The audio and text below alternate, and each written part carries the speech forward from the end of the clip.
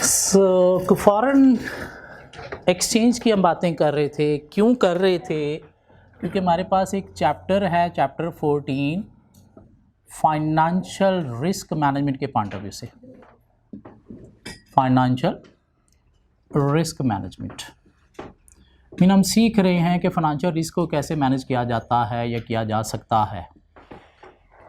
और कोई दो तरह के रिस्क बिजनेस को मेनली फाइनेंशियल फेस करना पड़ते हैं, एक इंटरेस्ट रेट रिस्क और एक foreign exchange risk. Interest rate risk and foreign exchange risk.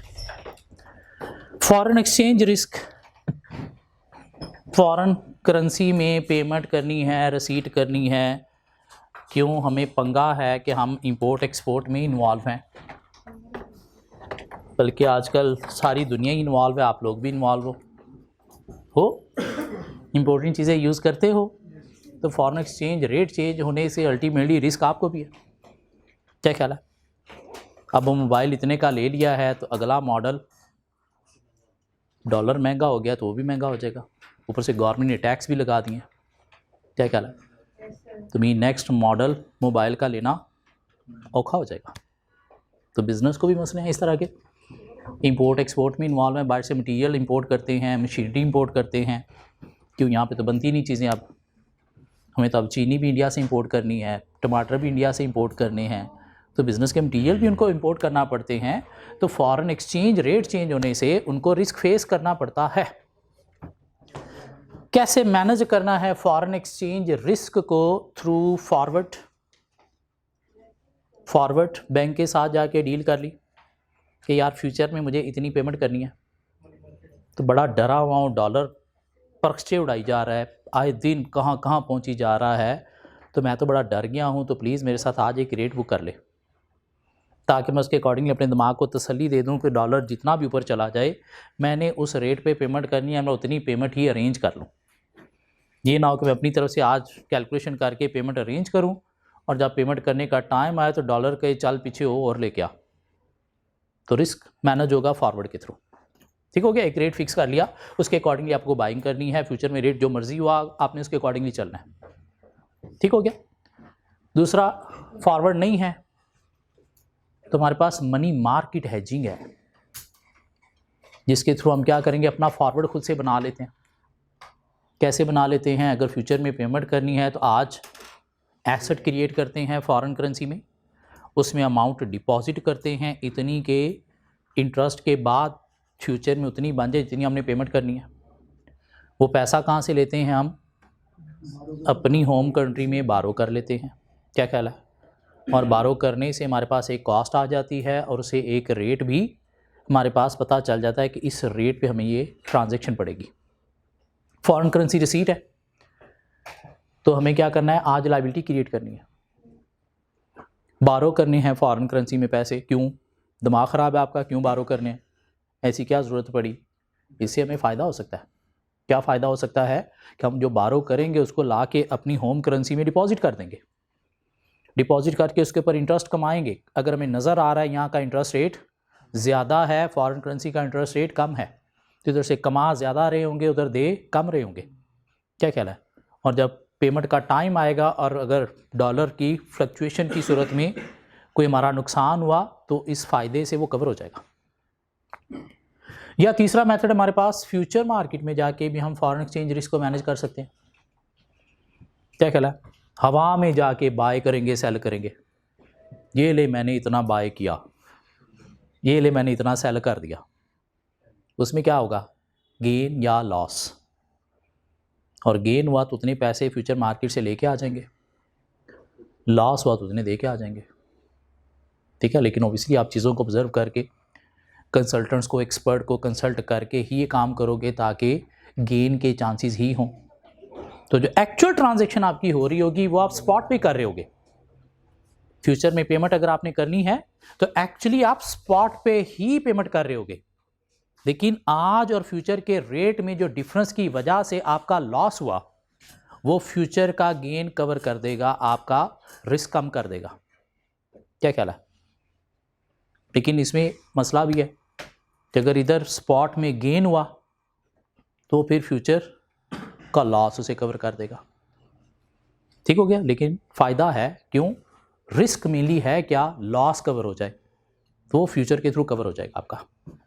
ये बात समझ आती है। फ्यूचर क्या है? एक मार्केट है जहाँ पे एक्चुअल बाइंग सेलिंग नहीं हम कर रहे, ऐसी हवा में तीर छोड़ रहे हैं, चल भी बाय किया, इतने कॉन्ट्रैक्ट मैंने बाय किए, इतने कॉन्ट्रैक्ट मैंने सेल कर दिए, उससे क्या हुआ? कोई गेन हुआ तो स्पॉट का लॉस उसे कवर कर देगा। क्या ख्याल है? इधर लॉस हुआ तो स्पॉट का गेन उसे कवर कर देगा, हमारा जाएगा कुछ नहीं। इससे क्या होगा? फॉरेन एक्सचेंज रिस्क मैनेज हो जाएगा। या एक और भी हमारे पास ऑप्शन है फॉरेन एक्सचेंज रिस्क को मैनेज करने की, ऑप्शंस, उसकी भी एक सेपरेट मार्केट है। यहाँ पे हम क्या करते हैं? कॉल ऑप्शन या पुट ऑप्शन, और होगा वहाँ पे गेन ही गेन। क्यों? लॉस हुआ तो नो ऑप्शन, चल निकल, मैंने एक्सरसाइज ही नहीं करनी, मुकर जाएंगे बात से। नुकसान कितना को होगा? जितना को प्रीमियम दिया होगा।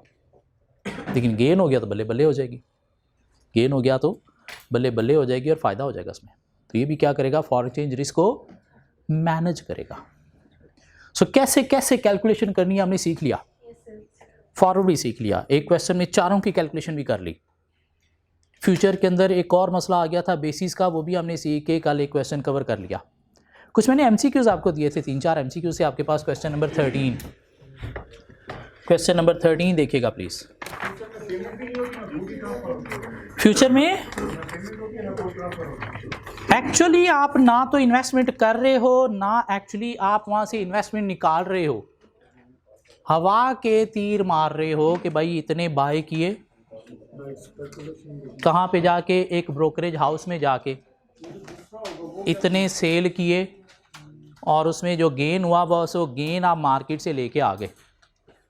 क्यों? लॉस हुआ तो आपने पल्ले से देना भी है, इसलिए गेन आप निकाल लोगे वहां से। मीन एक्चुअल इन्वेस्टमेंट नहीं है आपकी, एक्चुअल इन्वेस्टमेंट आपकी नहीं है, हवा में। जो दूसरा इन्वेस्ट ही होगा, हाँ, वो क्या फील कर रहा है? वो एक सॉफ्टवेयर चल रहा है जहाँ पे उसके पास रेट आ रहे हैं, ये बाइंग सेलिंग के अकॉर्डिंगली वहाँ पे रेट आ रहे हैं। दुनिया ऐसे ही कर रही है, और इस वक्त सबसे ज़्यादा जो ट्रेड हो रही है स्टॉक एक्सचेंज में नहीं, कमोडिटी में नहीं, शेयर में नहीं, इस वक्त सबसे ज़्यादा जो ट्रेड हो रही है वो फ्यूचर मार्केट के अंदर हो रही है। फ्यूचर मार्केट के अंदर हो रही है। किसी ब्रोकरेज हाउस के पास आप जाते हो, वो आपको फ्यूचर की ट्रेड के रेट देते हैं, और आप सेल करना चाहते हो तो सेल कर देते हो, बाद में बाय भी करना है, बाय करना चाहते हो तो बाय करते हो, बाद में सेल करके गेन या लॉस में बस इंटरेस्टेड होते हो। फ्रॉड भी हो सकता है। तो एक्सचेंज कोई रिलायबल होगी। ठीक हो गया। हेजिंग इंस्ट्रूमेंट दो तरह के होते हैं, हेजिंग इंस्ट्रूमेंट दो तरह के होते हैं, OTD एंड ETD। बचपन में शायद इकोनॉमिक्स के लास्ट चैप्टर में पढ़ा होगा, very last page of your economics. बचपन की जो इकोनॉमिक्स होती थी कैफ में, जो कैफ 2 होता था, उसके वेरी लास्ट पेज पे OTD ETD, समझ ही नहीं आई थी क्या है, समझ ही नहीं आई थी क्या है, रट्टा भी नहीं लग रहा था। टीचर ने भी कहा था बस पढ़ लो और छोड़ दो, कोई MCQ आ जाए तो ये देख लेना वरना छोड़ दो। वही OTD stands for over the counter, over the counter, and ETD exchange traded, over the counter derivative, over the counter derivative and exchange trade derivative. hedging instrument derivative, derivative mean hedging instrument। over the counter mean आप hedging instrument में trade कर रहे हो over the counter, over the counter mean दो बंदों के बीच में जो बात चली है उसके अकॉर्डिंगली। एग्जाम्पल देंगे मुझे? Forward, future, option. Over the counter mean जो प्राइस फिक्स हुई दो बंदों के बीच में उसी के अकॉर्डिंगली आप चाह रहे हो, तो फॉरवर्ड क्या है? Over the counter derivative. Market rate set नहीं है उसमें, मार्केट रेट शेट नहीं है। आपने मिन्नतें कर ली बैंक की तो फॉरवर्ड आपको कम रेट पे मिल गया, जितना भी रोना रो लो कि मैं इतने अरसे से तेरे साथ हूँ, इतना इन्फ्लो तुझे दे रहा हूँ, तूने मेरा ख्याल नहीं करना तो किसका करना है, मेरा तो आखिरी सहारा ही तू है, मैंने भी तुझे इतनी सपोर्ट की है, तो रेट आपको कम दे देगा। क्या ख्याल है, वो रेट आपको कम दे देगा। OTD option future, market forces के थ्रू उनके रेट डिसाइड हो रहे होते हैं, उनके रेट मार्केट फोर्सेस के थ्रू डिसाइड हो रहे होते हैं कि आज रेट ये है तो फ्यूचर का रेट ये भी हो सकता है। ठीक हो गया। तो आज रेट अगर कोई फ्यूचर मार्केट में आपको मिल रहा है, ऑप्शन मार्केट में आपको मिल रहा है, तो वो मार्केट फोर्सेस डिमांड सप्लाई के थ्रू आपको मिल रहा है, तो वो क्या है, exchange traded derivative, exchange trade derivative. Option भी फ्यूचर भी वो क्या है, एक्सचेंज ट्रेड डेरिवेटिव। और जो फॉरवर्ड है वो क्या है, OTD, over the counter. Over the counter mean एक टेबल पे बैठ के निगोशिएशन की कि भाई ये रेट होगा, मार्केट में डिमांड सप्लाई के थ्रू रेट नहीं निकला वो। ये बात समझ आती है सर? सो MCQs में आ गए हम, MCQs में आ गए। MCQ नंबर 1 था हमारे पास, the current euro to dollar exchange rate is €1 to $2, €1 to $2। ABC company, a Eurozone company, make a $1,000 sale to US customer on credit। ABC company, a eurozone company कहाँ पे है, Europe में कि USA में, Europe में या USA में। Make a $1,000 sale to a US customer, तो आप कहाँ पे हो, यूरोप में, कस्टमर आपका कहाँ पे है, USA में। आपने की है सेल, रसीट या पेमेंट, रसीट या payment, receipt, receipt. By the time the customer pays, the euro has strengthened by 20%. The euro has strengthened by 20%. आज रेट क्या है 2, इसका 20% ऐड करके रेट देखो क्या होगा, कितना होगा, सॉरी सर 20%, 2 का 20% ऐड करना है, कम ऑन, 2 × 1.20 कर दो 2.4, 2.4। तो एक यूरो कितने डॉलर, $2.4।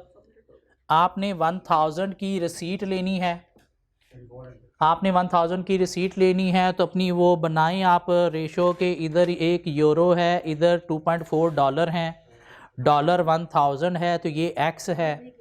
क्या ख्याल है, रिसीव लेस है।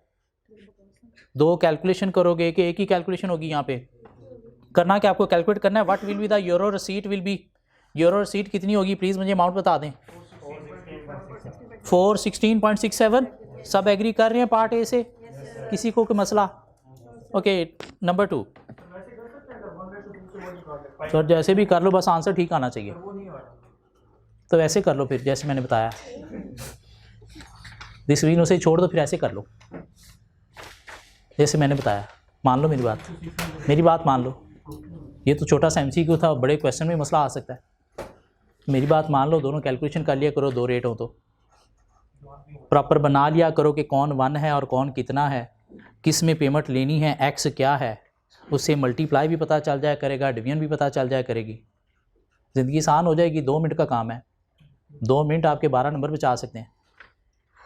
क्या ख्याल है, यहाँ पे तो सिर्फ 2 नंबर बचे हैं ना जी। Number 2, the spot rate of exchange is £1 is equal to $1.4400। Annual interest rate are 4% in the UK and 10% in the USA. The 3-month forward rate of exchange should be। देखिए एक टॉपिक मैंने करवाया था आपको, इंटरेस्ट रेट पैरिटी। नोट्स में जाएं, खोलें ज़रा, इंटरेस्ट रेट पैरिटी, जहाँ पे मैंने बताया था कि बैंक वाले फॉरवर्ड रेट आपको कैसे दे रहे होते हैं, तो कैलकुलेशन कैसे करते हैं, थ्रू इंटरेस्ट रेट पैरिटी। कैसे कैलकुलेट करते थे interest rate parity, foreign currency amount divided by local currency amount into 1 plus foreign interest rate divided by 1 plus local interest rate. तो उसे कैलकुलेट करके आप आंसर दे दें, उसे कैलकुलेट करके आंसर दे दें कितना, सॉरी चेक करें मिस, दोबारा चेक करें, आंसर दें मुझे। इंटरेस्ट रेट पूरे साल का दिया गया है, इंटरेस्ट रेट पूरे साल का दिया गया है, 1 प्लस करके 3/12 नहीं करना प्लीज़, इंटरेस्ट रेट को 3/12 करके फिर 1 प्लस करना है सर। कल आप कह रहे थे ऐसे भी आंसर तो सेम आ जाता है, तो अगर मैं कल कह देता कि हाँ ऐसे ही करना है तो आज आके फिर मसला आ गया था। तो इसलिए प्लीज़ उस इंटरेस्ट रेट के साथ आपने फ्रैक्शन को मल्टीप्लाई करना है ऑलवेज ऑलवेज, वो पहले करके फिर बाकी बात साथ देखनी है क्या है। आंसर दे दें please. A B C D D 1.4614, शायद 1.46138 आएगा, तो राउंडिंग ऑफ करके 4 डिजिट पे 14, D option. Clear. Next MCQ number 3, MCQ number 3, the home currency of ABC company is dollar. Mean आप अमेरिका में बैठे हो and is traded with the company in foreign country whose home currency is the dinar. The following information is available. Spot rate home country का 2 दिनार पर $1, $1, 2 दिनार के 20 दिनार, 20 दिनार। Interest rate home currency home country 3% per year, foreign country 7% per year. Inflation rate home country 2% per year, foreign country 5% per year. What is the 6 months forward exchange rate? What is the 6 months foreign exchange rate?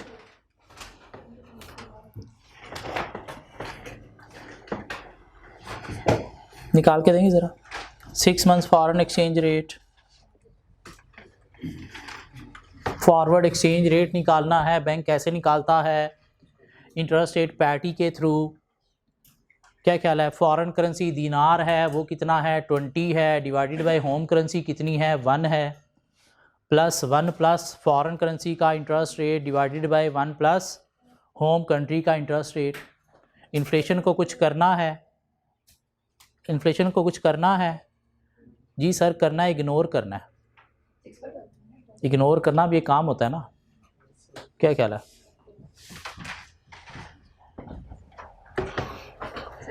Ji answer दे दें मुझे।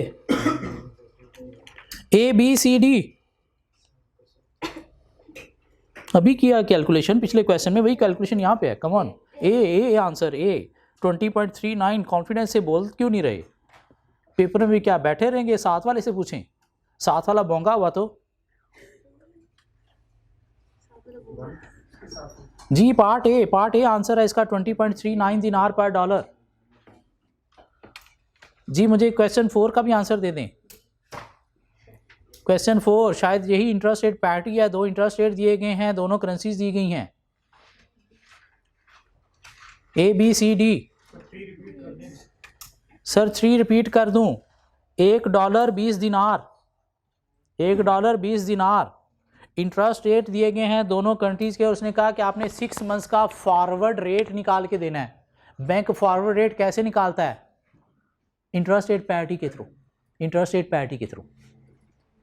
Interest rate parity is equal to foreign currency amount 20 divided by home currency amount 1 into 1 plus foreign currency interest rate divided by 1 plus home interest rate. और interest rate को आपने 6/12 करना है। क्यों? 6 months का देना है आपने। क्या ख्याल है? इन्फ्लेशन को क्या करना है? इग्नोर करना है।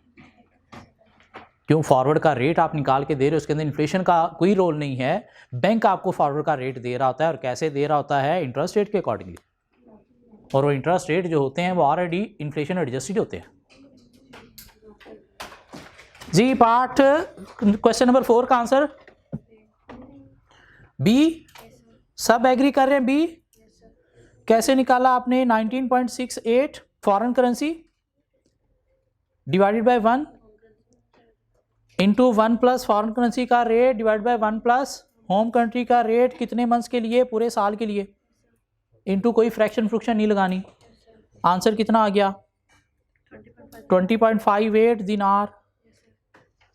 आगे चलूँ मैं?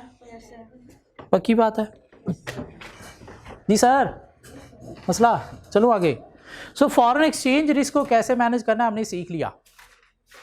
फॉरेन एक्सचेंज रिस्क को कैसे मैनेज करना हमने सीख लिया। अब हम जा रहे हैं इंटरेस्ट रेट रिस्क को कैसे मैनेज करना है। सर ये रिस्क का राइज कहां पे होगा, कैसे राइज होगा? ये रिस्क राइज होगा अगर आप इंटरेस्ट लेने जा रहे हो फिक्स रेट पे या फ्लोटिंग रेट पे। इंटरेस्ट रेट रिस्क आपको कहां पे आएगा, फिक्स रेट पे या फ्लोटिंग रेट पे? फ्लोटिंग रेट पे, फिक्स पे नहीं आएगा। फिक्स पे तो आपने आज जो एग्री कर लिया, आपने फ्यूचर में इसी के अकॉर्डिंगली पेमेंट करनी है, तो कोई रिस्क है नहीं। रिस्क कहां पे आएगा, फ्लोटिंग पे। जब आप लोन लिया और बैंक ने कहा भाई जो काइबोर रेट होगा उसके अकॉर्डिंगली पेमेंट तो करेगा। काइबोर रेट ऊपर नीचे जाएगा तो रिस्क है, ऊपर जाएगा तो नुकसान है, नीचे जाएगा तो मसला भी है।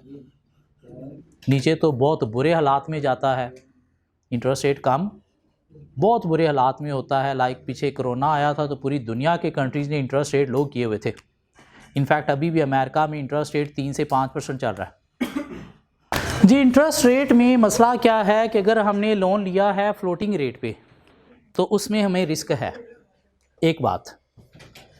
दूसरा, इंटरेस्ट रेट में रिस्क कहाँ पे हो सकता है। सपोज आज डेट है 1 फरवरी, हमें कोई 3 माह बाद पैसे की ज़रूरत है। 3 माह बाद हमने लेना है लोन। 3 माह बाद हमने क्या लेना है, लोन लेना है। 3 माह बाद कब हमने लोन लेना है, कब लेना है, फरवरी, मार्च, अप्रैल, मीन 1 मई को क्या लेना है, मैंने लोन लेना है। आज तो इंटरेस्ट रेट कम है तो मुझे लग रहा है 1 मई तक कहीं इंटरेस्ट रेट ज़्यादा ना हो जाए। क्यों, मैंने प्लानिंग आज कर ली है कि मुझे ये पैसा 3 माह बाद एक प्रोजेक्ट में लगाना है जहाँ से इतना रिटर्न मिलेगा। क्या ख्याल है, और वो प्लानिंग मैंने आज के रेट के अकॉर्डिंगली कर ली है। तो कुछ थोड़ा बहुत तो चलो ऊपर नीचे हुआ, चलो मैनेज हो जाएगा। अगर उस वक्त इंटरेस्ट रेट ही बहुत ज़्यादा हो गया तो फिर तो मेरा वो प्रोजेक्ट वायबल नहीं रहेगा। क्या ख्याल है, नुकसान हो सकता है। तो रिस्क है कि 3 माह में इंटरेस्ट रेट बढ़ ना जाए। ठीक हो गया, तो इस रिस्क को मैनेज किया जा सकता है। कैसे मैनेज करेंगे इस रिस्क को। यहाँ पे जो रिस्क है कैसे मैनेज करेंगे, थ्रू फॉरवर्ड। बैंक के पास आ जाएंगे, भाई मैंने 3 माह बाद लोन लेना है तुझसे। बैंक का हमारा काम ही है सर, लेकिन आज तो इंटरेस्ट रेट कम है, 3 माह बाद मुझे लग रहा है कहीं ज़्यादा ना हो जाए, तो तू इस तरह कर, ये जो मेरा इंटरेस्ट रेट का रिस्क है इसे मैनेज करने में मुझे हेल्प दे। मेरे साथ आज एग्री कर ले एक इंटरेस्ट रेट और उस पे तू मुझे 3 माह बाद लोन देगा। उस पे तू मुझे 3 माह बाद लोन देगा। 3 माह बाद जो भी इंटरेस्ट रेट हुआ, आपका जो एग्री हो गया बैंक के साथ, उसी रेट पे ही आपको लोन मिलेगा। 3 माह बाद इंटरेस्ट रेट ज़्यादा हुआ तो फिर भी आपको नुकसान नहीं होगा, कम हुआ तो फिर शायद थोड़ा मामला ख़राब हो सकता है, लेकिन आज आपकी तसल्ली होगी कि मैं अब अपनी प्लानिंग जो है वो सुकून से कर सकता हूँ। ये जो बैंक के साथ आपने एक एग्रीमेंट किया, इसे क्या नाम दिया जाता है, forward rate agreement. Forward rate agreement mean interest rate आपने जो है वो फिक्स कर लिया, इसे क्या नाम देता है, FRA, forward rate agreement. Forward rate agreement वही फॉरवर्ड ही, क्या ख्याल है। वहाँ पे आपने करेंसी का रेट एग्री कर लिया था, यहाँ पे क्या कर लिया, इंटरेस्ट रेट एग्री कर लिया, रेट एग्री कर लिया कि इस रेट पे मैं लोन लूँगा। अब उस टाइम पे रेट जितना भी हो आप उसी रेट पे ही लोन लेगा। सपोज आपका एग्री हो गया कितना, 8% पे। कितना एग्री हो गया, 8% पे। जब लोन लेने का टाइम आया, कब, 1 मई को। एग्री आपने कहाँ पे किया, 1 फरवरी को। लोन लेने का टाइम आया 1 मई पे। उस वक्त मार्केट में सपोज रेट चल रहा है 10.5%। 10.5%। तो उस वक्त आप जो लोन लोगे वो लोगे कितने पे, 10.5% पे ही। लेकिन आपका फॉरवर्ड कितना था, 8% का। फॉरवर्ड कितना था 8% का, तो रिमेनिंग जो 2.5% है ये क्या करेगा, बैंक आपको कंपनसेट करेगा। ये किसके थ्रू कंपनसेट होगी, compensate through forward, compensate through forward mean वो फॉरवर्ड जिसके साथ आपने किया था वो आपको 2% एक्स्ट्रा जो है वो कंपनसेट करेगा। आपको इफेक्टिवली कितना पड़ेगा, 8% ही पड़ेगा। ये बात समझ आती है? क्यों, अभी आपने लोन तो नहीं ना लिया था, जहां पे आपने एग्रीमेंट किया तो लोन लिया तो नहीं, क्या ख्याल है, लोन लिया तो नहीं ना, क्या ख्याल है, लोन आपने कब लेना है, 1 मई को, और 1 मई पे अगर इंटरेस्ट रेट कितना है 10%, तो आप 10% भी लोन लोगे, लेकिन वो जो फॉरवर्ड और उस वक़्त का जो स्पॉट इंटरेस्ट रेट है उसके बीच में जो डिफरेंस है वो फिर आपको फॉरवर्ड पार्टी जो है वो क्या करेगी, कंपनसेट करेगी। फॉरवर्ड पार्टी जो है वो क्या करेगी, कंपनसेट करेगी। ये बात समझ आती है? क्या कहना है? अब आपने सपोज कहा जी 1 फरवरी को बैंक को कहा कि मुझे 1 मई को लोन चाहिए, कितना चाहिए, सपोज 10 मिलियन का चाहिए, कितने मंथ के लिए चाहिए, कितने मंथ के लिए चाहिए, सपोज मुझे चाहिए जी 6 माह के लिए चाहिए। कितने मंथ के लिए चाहिए, 6 मंथ्स के लिए चाहिए। ये 6 मंथ्स क्या है, लोन का टाइम पीरियड, लोन का टाइम पीरियड कितना है, 6 मंथ्स। ये क्या था, 1 फेब से 1 मई तक, इसको बोलते हैं रिस्क पीरियड, जिसके अंदर रिस्क था कि लोन की अमाउंट बढ़ ना जाए, इंटरेस्ट रेट बढ़ ना जाए, तो आपने फॉरवर्ड कर लिया। तो ये 3 माह क्या थे, रिस्क पीरियड। लोन का पीरियड कितना है, लोन का पीरियड कितना है, 6 मंथ्स। अब जब आपको फॉरवर्ड के बैंक रेट देगा ना, तो बैंक आपको रेट यूं देगा जी, एक फॉरवर्ड है हमारे पास जिसका रेट है 2V6, एक फॉरवर्ड है जिसका रेट है जी सपोज 3V9, एक फॉरवर्ड है जिसका रेट है जी सपोज 5V10, एक फॉरवर्ड है जिसका रेट है जी सपोज 6V3। अब आपने देखना है इनमें से कौन सा फॉरवर्ड आपके लिए है, उसका रेट आपने जो है वो क्वेश्चन में यूज़ करना है, बाकी 3 आपके लिए नहीं है। अब अगर आप लेने जा रहे हो 3 मंथ बाद लोन, 6 मंथ लोन पीरियड, तो इसके लिए फॉरवर्ड क्या बनेगा, ये जो पहला रिस्क पीरियड है ये पहला डिजिट है, इसमें 3 बनेगा, 3 बनेगा। ये जो दूसरा पीरियड है ना, ये यहाँ से लेकर यहाँ तक का जो टाइम पीरियड है कितना बनता है, 9 मंथ्स। तो कौन सा फॉरवर्ड आप लोगे, ये वाला, ये आपके लिए रेलेवेंट नहीं है। ये बात समझ आती है? इसका मतलब क्या है कि 2 मंथ बाद हमें लोन लेना है, 6 महीने नहीं, 4 मंथ के लिए। 2 माह बाद हमें लोन लेना है, कितने मंथ के लिए, 4 माह के लिए। क्यों, ये दूसरा डिजिट पूरा टाइम बता रहा है आपके एग्रीमेंट से लेकर लोन की रिपेमेंट तक का टाइम पीरियड, सिर्फ लोन वाला पीरियड नहीं बता रहा, ये पूरा पीरियड बता रहा है। हाँ, पहला डिजिट सिर्फ आपको बता रहा है कि आपका रिस्क कितने पीरियड का कवर हो रहा है। क्या ख्याल है? इसका मतलब क्या है, 5 माह बाद आपने लोन लेना है, कितने टाइम पीरियड के लिए, 5 माह के लिए।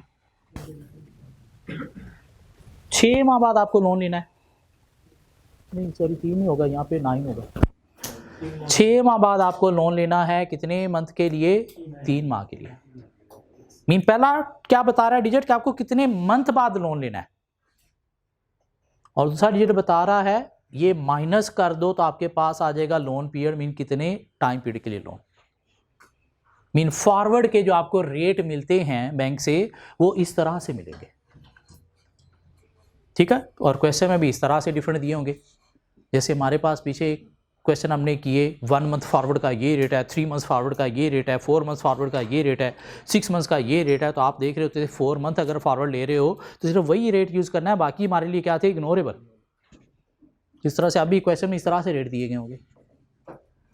क्या ख्याल है, समझ आती बात?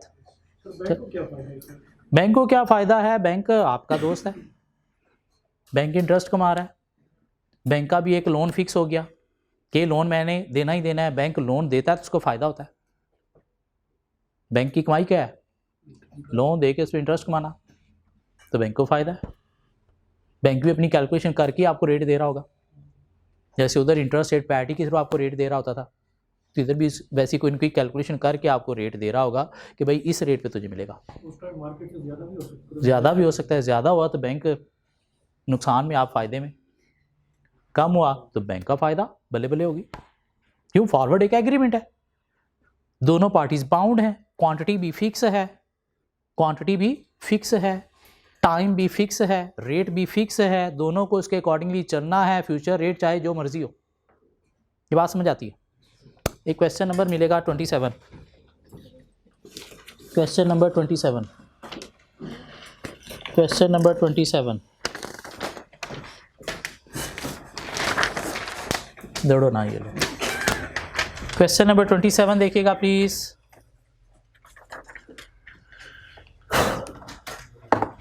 Engro Limited wish to borrow $5 million in 6 months time for a 3 months period। 5 million का लोन लेना है 6 माह के लिए, कि 6 माह बाद, 6 माह बाद 3 मंथ के लिए, तो क्या बनेगा 6v9, 6v9, 6v9।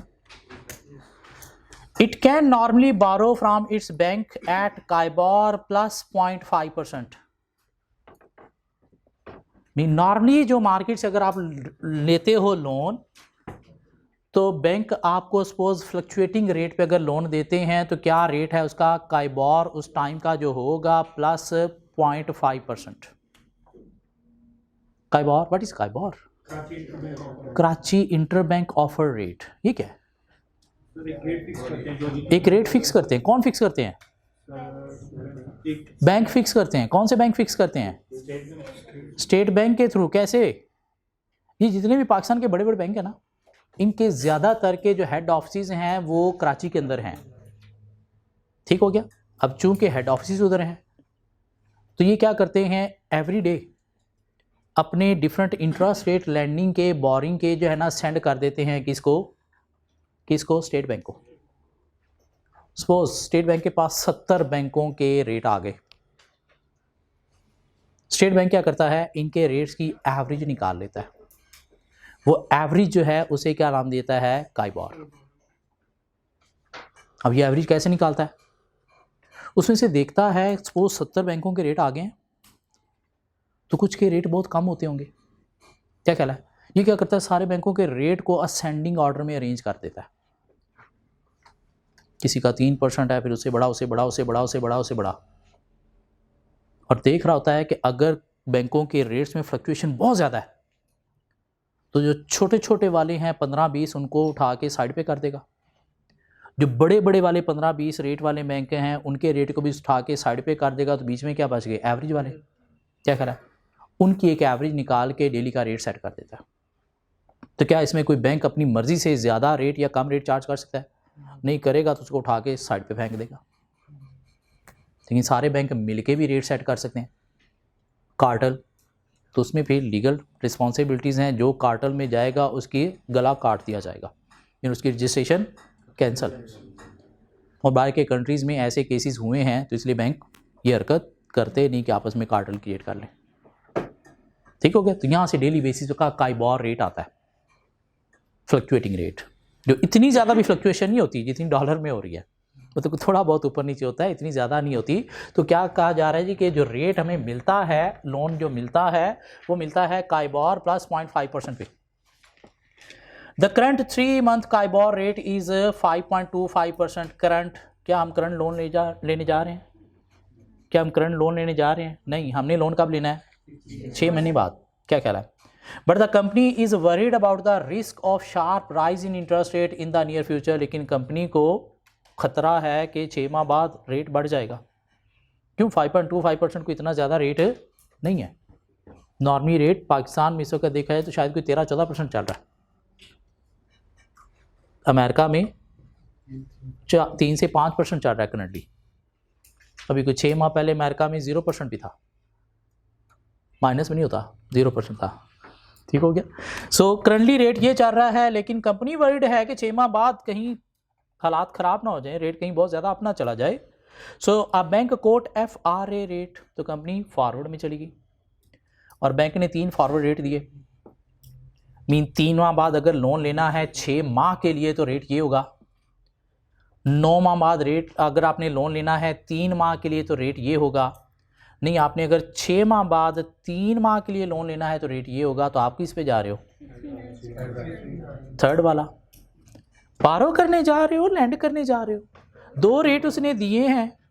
ये तो कॉमन सेंस हमारी है कि बारो करने जाएंगे तो बैंक रेट ज़्यादा चार्ज करता है, डिपॉजिट लैंड करेंगे बैंक को तो फिर रेट कम होता है। तो यहाँ पे कौन सा रेट आप लोगे? 5.30, 5.25, 5.30, 5.30। क्या ख्याल है? ये FRA का रेट है आपके पास 5.30। कहते हैं what will be the effective boring rate for the company. जब भी रेट निकालना है तो ईयर में होता है रेट। हाँ, आप अपनी कैलकुलेशन मंथ्स में कर रहे होते हो, लेकिन एंड पे अगर कोई रेट उसने पूछ लिया क्या होगा तो आपने ईयर का देना होता है। क्यों? मार्केट में जो रेट मिलता है आपको, ये 5.3% जो है ये 3 माह का नहीं, पूरे साल का रेट है। तो हम अपनी कैलकुलेशन में इंटू 3/12 करेंगे और कैलकुलेशन के बाद कोई आंसर अगर रेट का आएगा हमारा तो 3 माह का होगा, तो हमने बताना है इफेक्टिव रेट मार्केट का क्या होगा, तो उसको 12 माह में कन्वर्ट करेंगे। कैसे भी देखते हैं। So what will be the effective boring rate for the company? Suppose that the KIBOR reference rate is fixed at 6.5% at settlement date for the FRA। अब देखो, फॉरवर्ड के थ्रू आपने एग्रीमेंट किया और उसने कहा कि हम आपको 5.3% रेट पे लोन देंगे। जब आपने लोन लेना है वो क्या है? Settlement date. फॉरवर्ड का एग्रीमेंट करते वक्त आप लोन नहीं ले रहे। क्या कह रहा है? लोन आपने लेना कब है? सेटलमेंट डेट पे। मीन जब लोन का टाइम आएगा उस वक्त का उसने जो रेट बता दिया वो क्या है? 6.5%। 6.5% क्या है? काइबोर है। 6.5% क्या है? काइबोर है। क्या ख्याल है? तो रेट हमें मिलता क्या है मार्केट से? KIBOR plus 50%। कोई भी बैंक आपको लोन काइबोर रेट पे नहीं देगा। KIBOR stands for Karachi inter bank offered rate. Karachi inter bank mean bank आपस में जो लोन की ट्रांजैक्शन करेंगे वो काइबोर पे करते हैं। जनता के लिए ये काइबोर नहीं होता। बैंक जब जनता को लोन देगा तो काइबोर के ऊपर कुछ चार्ज करके देगा। ये बात समझ आती है? काइबोर क्या है? बैंकों का आपस में रेट, आपके लिए नहीं। आपको बैंक क्या करेगा? काइबोर के ऊपर कुछ चार्ज करके रेट आपको चार्ज करेगा, काइबोर नहीं चार्ज करेगा। क्यों? आप बैंक नहीं हो। हर बैंक का डिफरेंट होगा। हर बैंक का डिफरेंट होगा। काइबोर वो बैंकों का आपस में रेट है, आपस में लेन देन जो करना है वो किस रेट पे करना है, लेकिन आपके लिए बैंकों का रेट डिफरेंट होगा। काइबोर के ऊपर कुछ चार्ज करेंगे, हो सकता है कुछ कम भी चार्ज कर रहे हो। क्यों? वो पता नहीं क्यों, दिमाग ख़राब होगा उनका। काइबोर माइनस इतने % आपको ऑफर कर दिया, उन्हें शायद नज़र आ रहा होगा फ्यूचर में काइबोर कम हो जाएगा। क्या ख्याल है? ये बात समझ आती है? तो आपको जो लोन मिलेगा वो काइबोर प्लस 0.5% में मिलेगा और सेटलमेंट डेट पे जो काइबोर रेट है वो कितना है? 6.5। दिस मीन आपको जो लोन मिलेगा वो 6.5% पे नहीं 7% पे मिलेगा। ठीक हो गया? अब हमने बात की कि क्या होगा जी, बैंक लोन हम लेंगे कितने पे? 7% पे। काइबोर सॉरी फॉरवर्ड हमारा कितना पे एग्री हुआ है? 5.3% पे। दिस मीन रिमेनिंग जो है वो हमें बैंक कंपनसेट कर देगा।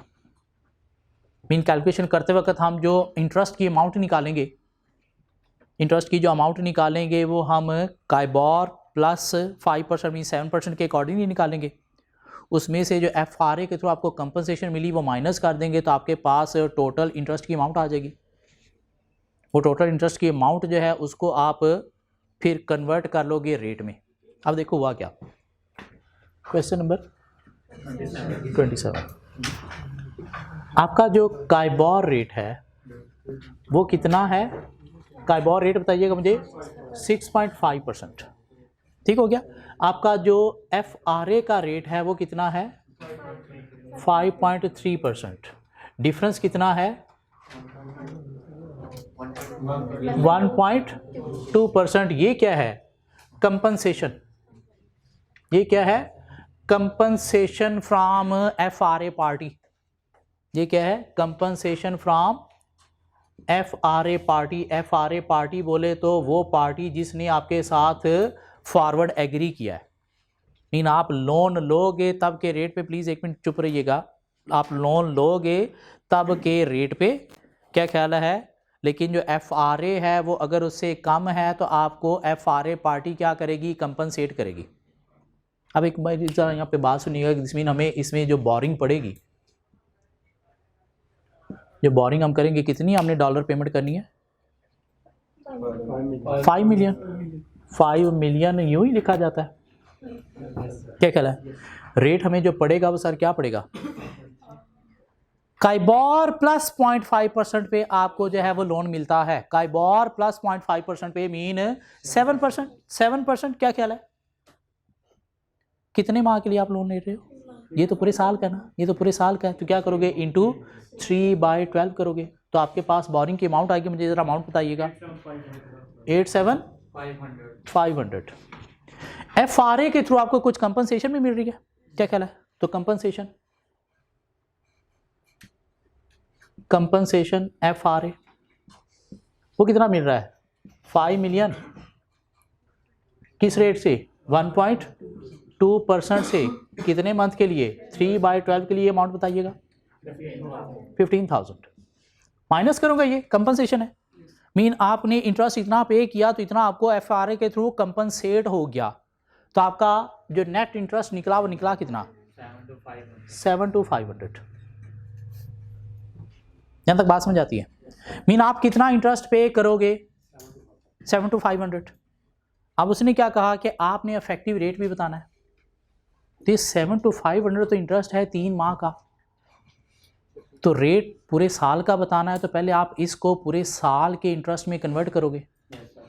हमने FR1 में पढ़ा कि कोई फिगर जो है वो जितने परसेंट होती है उसको डिवाइडेड बाय उतना करते हैं, और आगे फिर जितने परसेंट हमने निकालना हो उसे मल्टीप्लाई करते हैं। तो ये 3 माह का है तो डिवाइड बाय 3 कर दिया, और हमने निकालना है 12 माह का, तो क्या कर देंगे, मल्टीप्लाई बाय 12 करेंगे तो हमारे पास पूरे साल का इंटरेस्ट अमाउंट आ जाएगी। कितनी, 290,000 डिवाइडेड बाय अमाउंट कितनी थी, 5 मिलियन। तो आपके पास अफेक्टिव रेट आ जाएगा 5.8%। अब देखिएगा सर, आपने यहां पे तो मल्टीप्लाई 7% पे किया है, लेकिन यहां पे आपने 6.5 क्यों लिया है। अब FRA के थ्रू बैंक जो आपको कंपनसेशन देता है ना, वो काइबोर रेट के अकॉर्डिंगली देता है। उसके ऊपर जो प्लस होता है उसकी कंपनसेशन नहीं देता। ठीक हो गया। FRA के थ्रू बैंक आपको ठीक है कंपनसेट करेगा, लेकिन काइबोर रेट और FRA रेट के बीच में जो डिफरेंस है, फॉरवर्ड का जो रेट का है, इसके बीच में जो डिफरेंस है उसकी कंपनसेशन देता है। काइबोर के ऊपर जो प्लस होता है उसकी बैंक कंपनसेशन नहीं देता। क्यों, वो बैंक की कमाई होती है, अपनी कमाई भी छोड़ दे, रिस्क भी बियर करे, कंपनसेशन भी आपको दे और अपनी कमाई भी छोड़ दे, तो नहीं, वो जो ऊपर वाला है उसका आपको कंपनसेशन नहीं, सिर्फ काइबोर और फॉरवर्ड के रेट में जो डिफरेंस है उसका आपको कंपनसेशन देगा। आपने एक्चुअल जो लोन लिया है वो कितने पे लिया है, इस रेट पे, काइबोर प्लस 5%। ये क्या था, काइबोर प्लस 5%, क्या कहला है, 6.5 प्लस 0.5%, कितना हो गया, 7%। क्या कहला है, एक्चुअल आपने लिया इतने पे, लेकिन फॉरवर्ड के थ्रू आपको इतनी कंपनसेशन मिल गई। क्या कहला है, तो टोटल इंटरेस्ट आपने कितना पे करना है, इतना। लेकिन ये 3 माह का है। उसने कहा आप बताएं आपको इफेक्टिव रेट क्या पड़ा, और रेट कभी भी 3-6 माह का नहीं निकलता है। तो इसलिए हमने इस अमाउंट को पहले साल के इंटरेस्ट में कन्वर्ट किया, और फिर हमने वहाँ से रेट निकाला कि 5.8% पे इफेक्टिवली हमें ये ट्रांजेक्शन मीन ये पेमेंट हमारी पड़ी है। 5% देते हैं बना लेकिन हमारा तो फिक्स हो है ना। मीन हमें उस वक्त मार्केट में जब हमने लोन लिया उस वक्त रेट चल रहा था 7%, लेकिन हमें कितना पड़ा इफेक्टिवली, 5.8%। क्यों, इतनी हमें कंपनसेशन मिल गई FRA के थ्रू। FRA में ना जाते तो फिर 7% भी हमने लोन लिया था। FRA के थ्रू क्या हुआ, ये इंटरेस्ट रेट हमारा कम हो गया, रिस्क क्या हो गया, मैनेज हो गया। FRA के थ्रू मीन हेजिंग के थ्रू, फॉरवर्ड रेट एग्रीमेंट के थ्रू मीन फॉरवर्ड कॉन्ट्रैक्ट के थ्रू। क्या कहला है? अगर हम हेजिंग ना करते, फॉरवर्ड ना लेते, तो फिर हमें 7% पे ही लोन पड़ा। तो फिर रेट हम उसको डायरेक्ट तो बता सकते हैं, 4.5% का हम ऐड कर बता सकते हैं, लेकिन नहीं बताना, आपने ये कैलकुलेशन करके बताना है। क्यों? उसकी कोई रीज़न होगी, आगे आने वाले क्वेश्चन में पता चल जाएगी। क्या ख्याल है? लोन तो आप 7% पे ले रहे हो, लोन तो आप 7% पे ले रहे हो। क्या ख्याल है? FRA कितना कंपनसेट कर रहा है, कैसे पता चलेगा? ये कैसे पता चलेगा? 1.2 कंपनसेट कर रहा है, कैसे पता चलेगा सर? ये कैलकुलेशन करने से, काइबार माइनस FRA।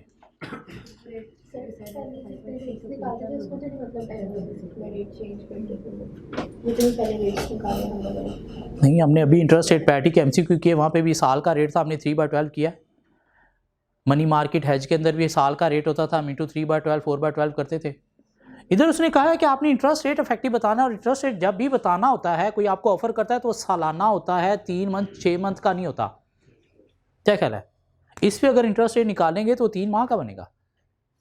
इंटरेस्ट रेट हमने साल का बताना होता है, इसलिए ये अमाउंट को हमने पहले साल की अमाउंट में कन्वर्ट किया, फिर हमने टोटल करंट वो लिया अपना जो बारो किया। तो हमारे पास इफेक्टिव रेट ये क्या है? पर एनम, मीन हमें ये transaction 5.8% per annum interest rate पे पड़ी है। 3/12 ना करें फिर भी सेम आएगा, नहीं आपने करना है, आपने उस इंटरेस्ट को पहले साल के इंटरेस्ट की अमाउंट में कन्वर्ट करना है, फिर डिवाइडेड बाय आपने करना है क्या? टोटल जो बोरिंग की अमाउंट है, तो आपके पास ये रेट आएगा। क्वेश्चन 28 का आंसर दे दें प्लीज़ मुझे, क्वेश्चन 28 का आंसर दे दें प्लीज़ मुझे।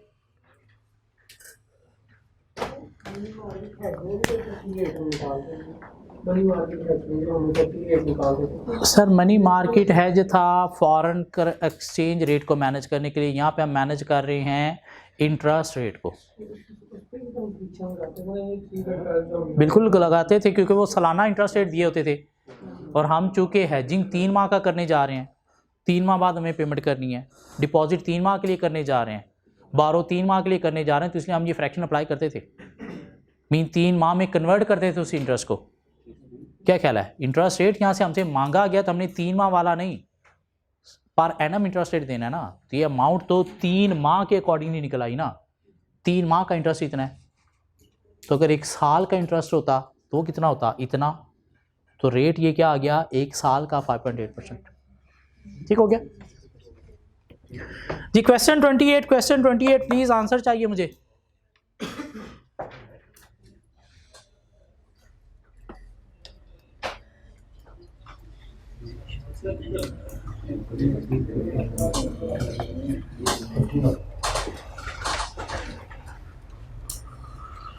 हो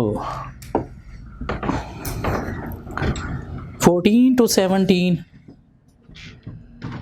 14, 15, 16, 17 4 दिन आई कैप में रिवीजन होगी MFA की। कोशिश करूँगा वहाँ पे मैं ये न्यूमेरिक एरिया ही कवर करवाऊँगा, मैं करवाऊँगा कोई 6:30 से 9:30 3 घंटे डेली, 14, 15, 16, 17। तो कोशिश करनी है वो आपने टाइम स्पेयर करना है वहाँ पे। कोशिश करूँगा 4 से 5 न्यूमेरिक एरिया हम रिवाइज कर लेंगे, वैक करेंगे, फॉरेक्स करेंगे, बस्टिंग करेंगे, और क्या था, NPV करेंगे, साथ कुछ और भी एरियाज़ कवर करेंगे। तो कोशिश करनी है वो 4 दिन आपने रिवीजन के लिए बचाने हैं, 14, 15, 16, 17। क्योंकि अभी मुझे उन्होंने मैसेज किया, कंफर्म किया डेट, होपफुली वो अनाउंस भी कर देंगे, तो वो 4 दिन आपकी रिवीजन हो जाएगी वहाँ पे।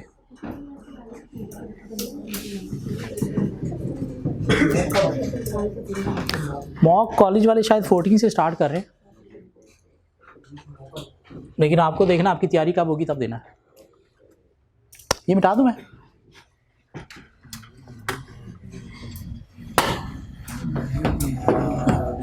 जी क्वेश्चन 28 का आंसर आपने इफेक्टिव रेट मुझे निकाल के देना है, इंटरेस्ट पे ऑफ भी निकाल के देना है, कितना इंटरेस्ट की अमाउंट बनेगी। इंटरेस्ट पे ऑफ का मतलब क्या है? इंटरेस्ट की अमाउंट कितनी बनेगी? Result of FRA mean FRA के थ्रू आपको कितना कंपनसेट होगा, कितनी अमाउंट कंपनसेट होगी, रेट नहीं कितनी अमाउंट कंपनसेट होगी।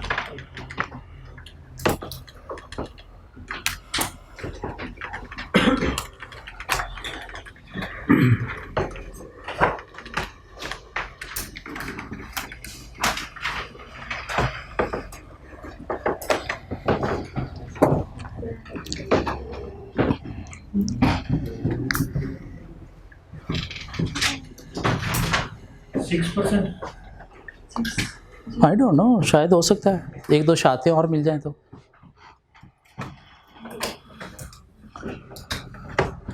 जी आगे देखें क्या कहता है। यूनिलीवर नीड टू बारो 6 million in 3 months for uh 12 months period. क्या मतलब? 3 माह बाद हमें चाहिए, 1 साल के लिए 3V15 वाला फॉरवर्ड लोगे। ओके, कितनी अमाउंट का? $6 मिलियन आपने बारो करना है। It can borrow funds at KIBOR plus 50 basis point mean 0.5%। इसका मतलब भी क्या है? 0.5%। सीख रहे हैं ना, सीख रहे हैं, परेशान होने की क्या ज़रूरत है, मैं बता रहा हूँ। So KIBOR plus 50.5%। KIBOR rate today are 5%। क्या हम आज लोन ले ले? तो बकवास है, इसको इग्नोर करो। But the companies treasurer expect rate to go up to about 6% over the next few weeks। लेकिन वो कहता है रेट 6% तक भी जा सकता है। डरा हुआ है, रिस्क है कि आज ये है तो फ्यूचर में ये भी हो सकता है, और 5 से 6%, 1% बड़ा रेट है। क्या ख्याल है? So the treasurer is concerned that the company will be forced to borrow at higher rates unless some sort of hedge is transacted to protect the borrowing requirement। तो ट्रेजर कहता है कि हमें हेजिंग में जाना चाहिए। मीन इस पूरे पैराग्राफ में काम की चीज़ क्या थी? सिर्फ पहली लाइन, सिर्फ पहली लाइन कि 5 मिलियन का आप लोन लेने जा रहे हो कि 6 मिलियन का? 6 मिलियन का आप लोन बारो करने जा रहे हो। कितने टाइम पीरियड के लिए? 12 माह के लिए। कब? 3 माह बाद। और मार्केट में काइबोर प्लस 50% पे लोन मिलता है। ठीक हो गया? मीन ऊपर वाला क्वेश्चन देखा जाए तो ये देखा जाए तो सिर्फ ये 3 लाइनों का डिफरेंस था जिसने क्वेश्चन को बड़ा कर दिया और परेशान कर दिया। हाँ, the treasurer decided to buy a 3V15 mean 315 FRA to cover the 12 months period. यही बनता था। क्या कहला है? Beginning 3 months from now a bank quote 5.5% for the FRA। तो FRA का रेट क्या है? 5.5%। FRA का रेट आ गया 5.5%। For the FRA which the company buys for a notional rupees 10 million. Notional का मतलब क्या होता है? फर्जी। फर्जी मीन फर्जी सा मीन बैंक से अगर आप कोई लोन लेने जाओ लाइक 10 मिलियन का, तो बैंक इतना को आपको जो है वो रेट देता है। हम 10 मिलियन रुपीज़ लेने नहीं जा रहे, हम क्या करने जा रहे हैं? $6 मिलियन लेने जा रहे हैं। तो ये नोशनल का मतलब क्या है? फर्जी। जब है ही फर्जी तो इग्नोर मारो, आपको रेट से कंसर्न है। हाँ, कंफ्यूज करने के लिए। 3 months from now rates indeed have gone up to 5%, so the treasurer must borrow fund at 6.5%। the KIBOR rate plus spread mean वो जो 0.5% था, मीन ये 6.5% के अंदर प्लस एडिड है। कितना प्लस एडिड है? 0.5% प्लस एडिड है। तो व्हाट इज काइबोर? 6% काइबोर। 6.5 वो प्लस साथ अटैच करके है। सो however the company will receive a settlement amount which will be mean compensation आपको मिल जाएगी अगर कोई डिफरेंस हुआ तो कितना? विच विल बी, जितना भी हुआ। तो कैलकुलेट कर दो। काइबोर आपके पास कितना आ गया? 6%। ये आ गया 5%। ये आ गया कितना? 0.5। क्या ख्याल है? लोन लेने जा रहे हो आप कितना, 6 मिलियन का, किस रेट पे, 6.5% पे। 6.5% क्या है, काइबोर प्लस 0.5, कितने मंथ्स के लिए, 12 मंथ्स के लिए। क्या आपको फ्रैक्शन अप्लाई करने की जरूरत है, नहीं, जरूरत ही नहीं है। क्या ख्याल है, फ्रैक्शन अप्लाई करने की जरूरत नहीं है। तो सर क्या हुआ, क्वेश्चन 28 क्या कह रहा है कि काइबोर जो है वो कितना है, 6% है। कैसे पता चला 6% है, क्योंकि उसने दिया हुआ है काइबोर प्लस 6.5% है, प्लस इंक्लूडेड करके। सो हमारे पास FRA कितना है सर, 5.5%। तो 0.5% क्या है, कंपनसेशन, कंपनसेशन थ्रू FRA।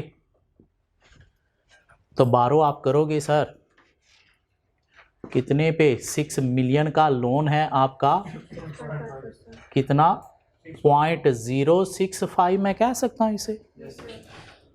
परेशान तो नहीं हो गए, 6.5% मीन 0.065, क्यों, कैलकुलेटर पे भी आपने ऐसे ही करना है।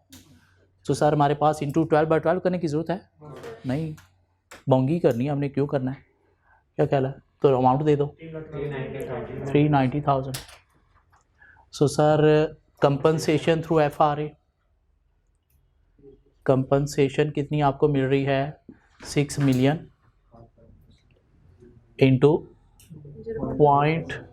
0.005, क्यों, 0.5% था, तो 0.005 कितना, 30,000। ये माइनस करूंगा मैं तो 360,000। क्या ख्याल है, ये ऑलरेडी पूरे साल का है, ये ऑलरेडी पूरे साल का है। तो सिंपली क्या करेंगे, डिवाइडेड बाय 6 मिलियन, तो क्या आ गया आपके पास, 6%। What is this, affective rate. उसने आपसे क्या पूछा है, और क्या पूछा है, हाँ, और क्या पूछा है, result of FRA, mean FRA के थ्रू आपको कितना कंपनसेट होगा, तो इतना कंपनसेट होगा, कंपनसेशन थ्रू FRA। जी बात समझ आती है, चलिए आगे। किसके, काइबोर के इक्वल आगे, लेकिन लोन तो आपने 6.5% पे लिया, आपको इफेक्टिवली कितना में पड़ा, 6% में, क्यों, 0.5% जो है वो आपको उसके थ्रू मिल गया। क्या ख्याल है, 0.5% उसके थ्रू मिल गया। अगर आप काइबोर प्लस 6.5% माइनस 5.5 करो, शायद 1% बनता है, ठीक है, 1% बनता है, लेकिन नहीं, हमें FRA के थ्रू 0.5%, 1% नहीं, 0.5% कंपनसेशन मिली। क्यों, काइबोर और FRA के बीच में कंपनसेशन मिलती है, उसके ऊपर जो प्लस होता है उसकी कोई कंपनसेशन नहीं है।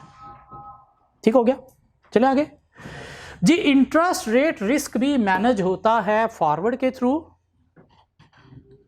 फ्यूचर के थ्रू, ऑप्शन के थ्रू। फॉरवर्ड के थ्रू, फ्यूचर के थ्रू, ऑप्शंस के थ्रू। मनी मार्केट हेजिंग के वो तो इंटरेस्ट रेट ही थे। डिपॉजिट करोगे क्या, लोन लेने जा रहे हो, उसमें इंटरेस्ट रेट फ्लक्चुएशन का मसला है, तो उसमें क्या पेमेंट करनी है, तो क्या एसेट क्रिएट करोगे, लाइबिलिटी क्रिएट करोगे, फॉरेन करेंसी में नहीं, आपने लोकल करेंसी में लोन लेना है, तो इसलिए वो नहीं। फॉरवर्ड जो बैंक से रेट मिल गया इंटरेस्ट रेट का, फिक्स हो गया, या फ्यूचर के थ्रू, ऑप्शन के थ्रू, फ्यूचर के थ्रू कैसे वो बात करने जा रहे हैं।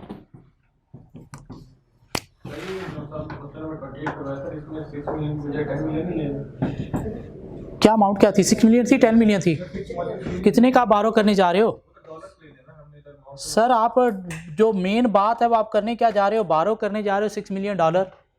वो नीचे जो 10 मिलियन रुपीज़ है वो नोशनल, नोशनल का मतलब क्या है, फर्जी, मीन बैंक से फर्जी, मीन सपोज आप इतने का लोन लेने जाते हो तो बैंक ये रेट ऑफर करता है, तो इसलिए वो इग्नोरेबल थिंग थी। सपोज मीन इतनी अमाउंट तक का लोन लेने जाते हो प्लस माइनस में, तो बैंक कितना रेट देता है, मीन वो रेट दिया उसने कि बैंक रेट देता कितना है, बड़ी अमाउंट का, मीन बड़ी अमाउंट का, कितनी की बड़ी अमाउंट को 10 मिलियन तक की जो अमाउंट।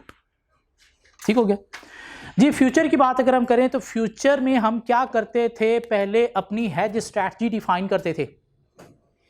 हेज स्ट्रैटेजी डिफाइन करते थे, क्या होती थी वो हेज स्ट्रैटेजी, क्या होती थी, buy now sell later, buy की स्पेलिंग क्या थी?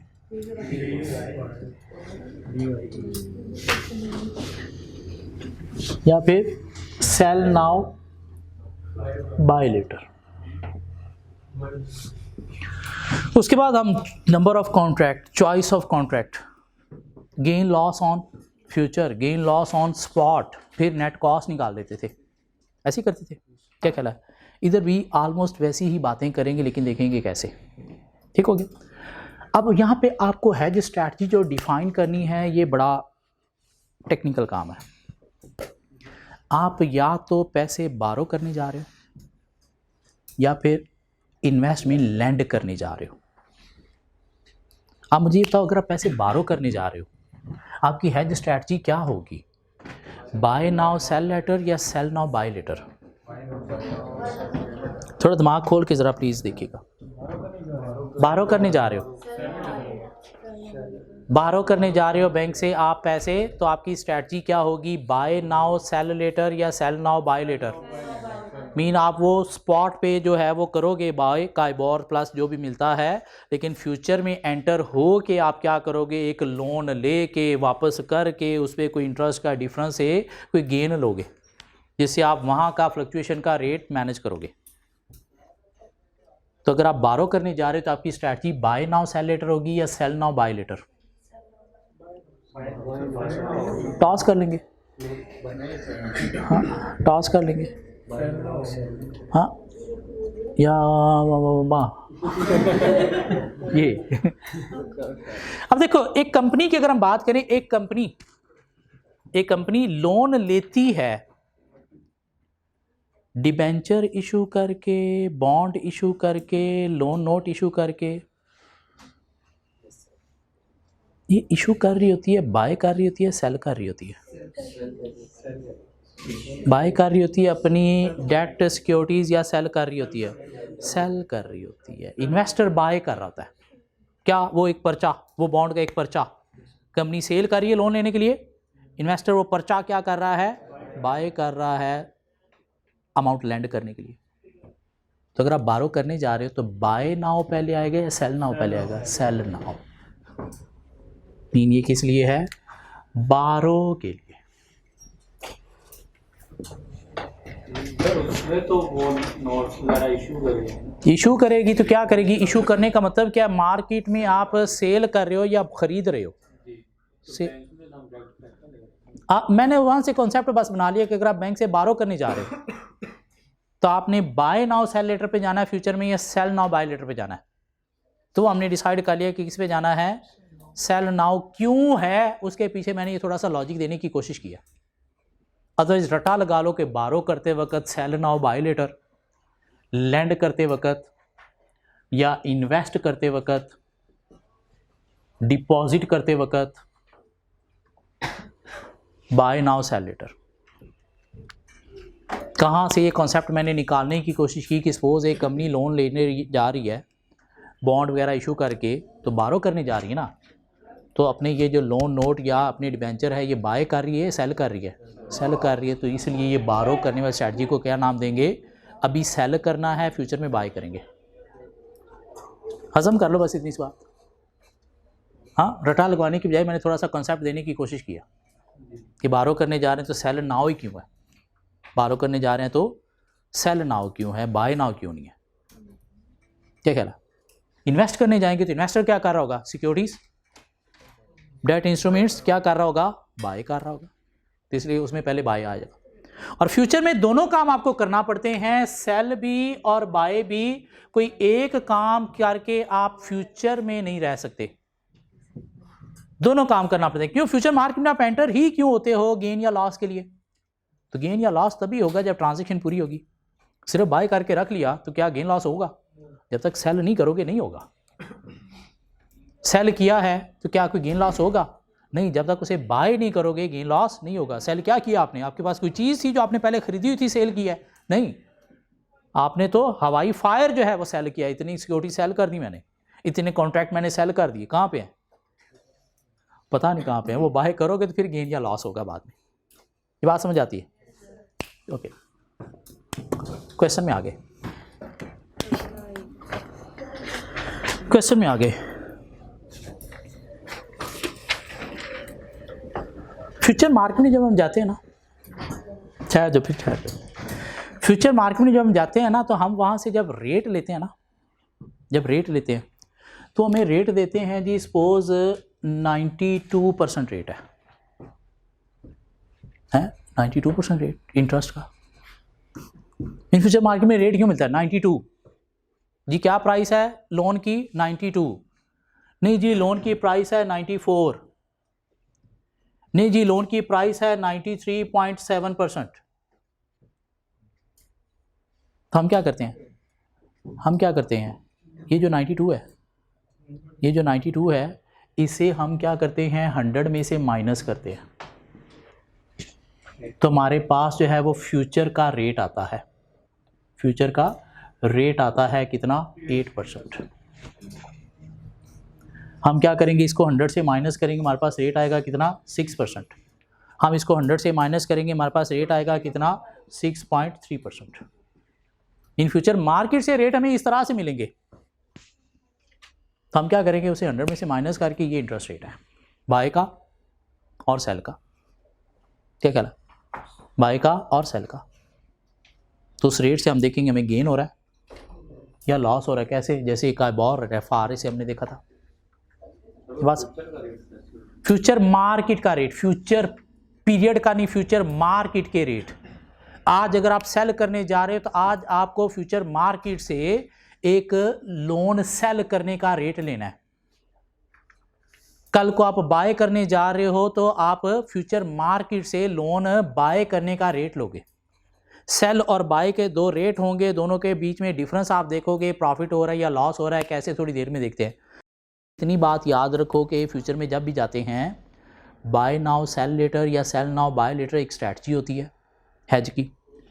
और फ्यूचर मार्केट में जब इंटरेस्ट के रेट आप लेने जाते हो तो आपको रेट इस तरह से मिलेंगे, ठीक हो गया, इस तरह से मिलेंगे। तो हम क्या किया करेंगे, उसे 100 में से माइनस किया करेंगे, तो हमारे पास जो है वो क्या आया करेगा, रेट आया करेगा। एक चीज देखिएगा, इंटरेस्ट रेट बड़ा इंक्रीज हुआ, क्या कहला है, क्या मैं कह रहा हूं, इंटरेस्ट रेट इंक्रीज हुआ, तो उसके अगेंस्ट फ्यूचर वैल्यू, ये क्या है, फ्यूचर वैल्यू, ये क्या होगी, डिक्रीज होगी। क्या कहला है, फ्यूचर वैल्यू क्या होगी, डिक्रीज होगी। ये बात समझ आई। इंटरेस्ट रेट अगर कम हुआ, इंटरेस्ट रेट कम हुआ तो फ्यूचर वैल्यू क्या हुई, इंक्रीज होगी। एमसीक्यू के पॉइंट ऑफ व्यू से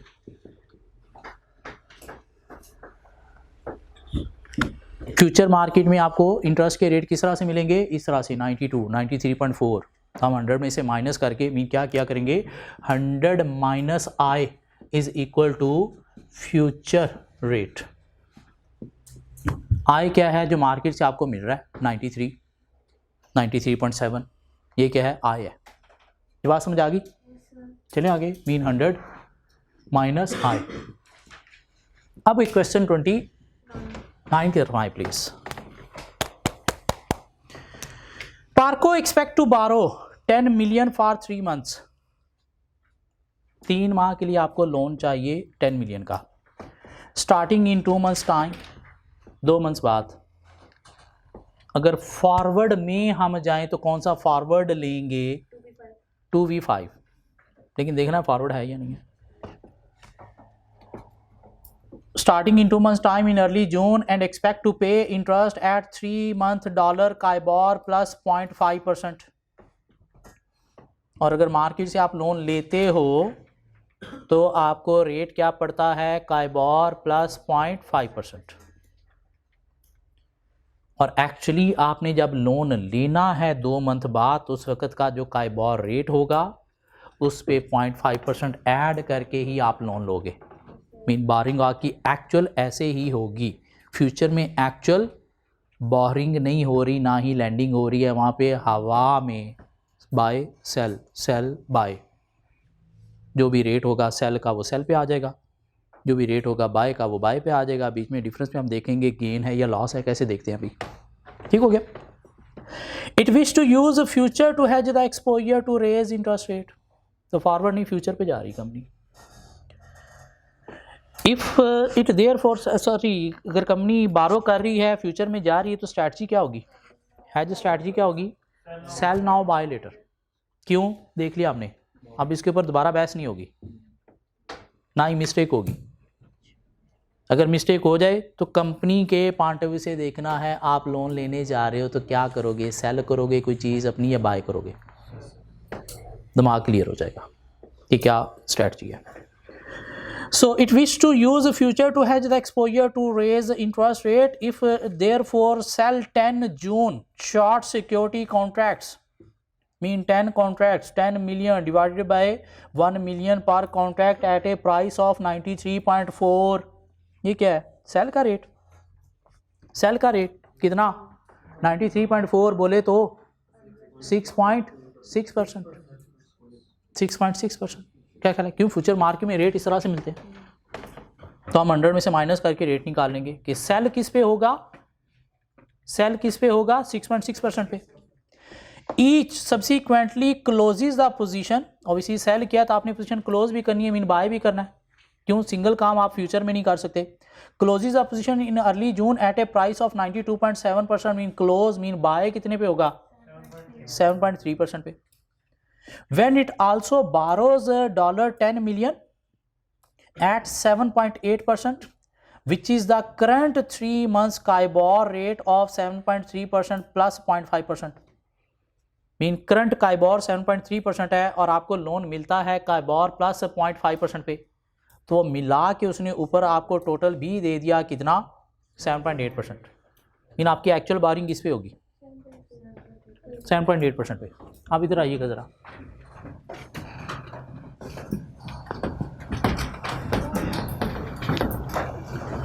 question 29,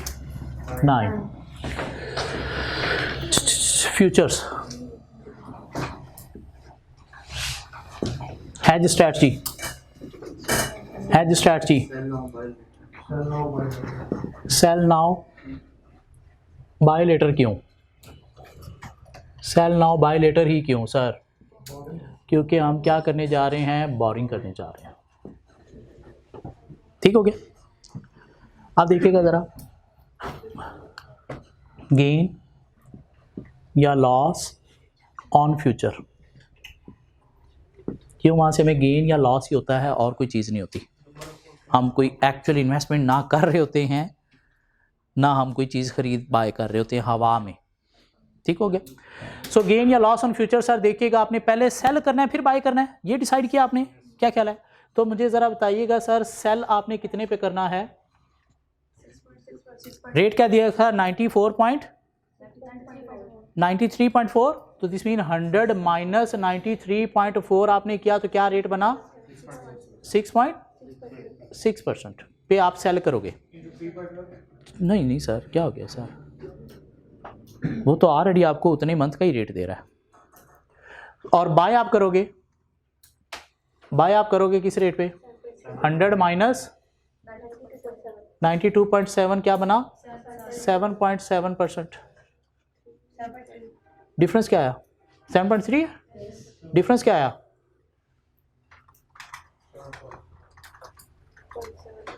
0.7%। What is this gain या loss, what is this gain या लॉस, लॉस आ रहा है, क्यों आप बाय ज्यादा पे कर रहे हो सेल कम पे कर रहे हो।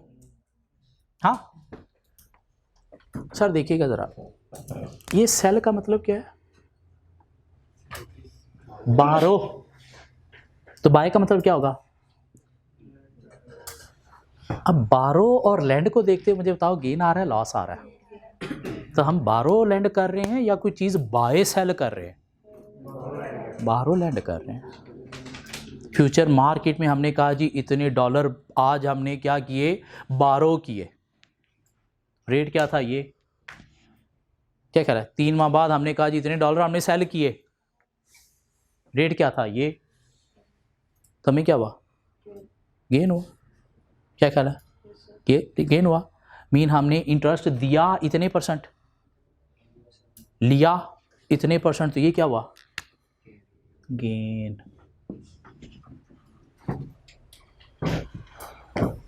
क्या ख्याल है सर? ये बाय सेल कोई करेंसी नहीं हो रही, कोई कमोडिटी नहीं हो रही, क्या हो रहा है? बाय सेल ये हमने ठीक है वर्ड यूज़ किए हैं, लेकिन ये है क्या? बारो और लैंड है।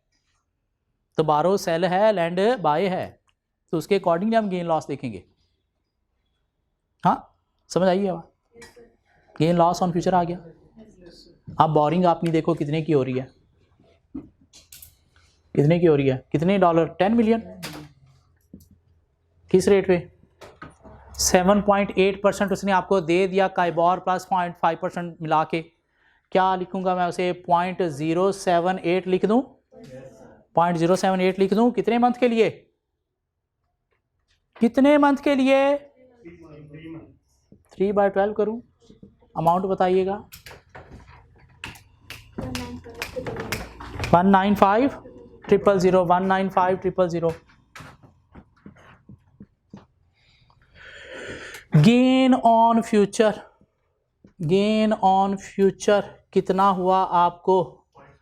10 मिलियन इंटू 0.7 को मैं क्या करूंगा? 0.007 करूंगा, इंटू 3/12 करूंगा, अमाउंट दूंगा कितनी? 7,500। ये गेन है, वो बोरिंग की कॉस्ट है, तो ये माइनस करूंगा।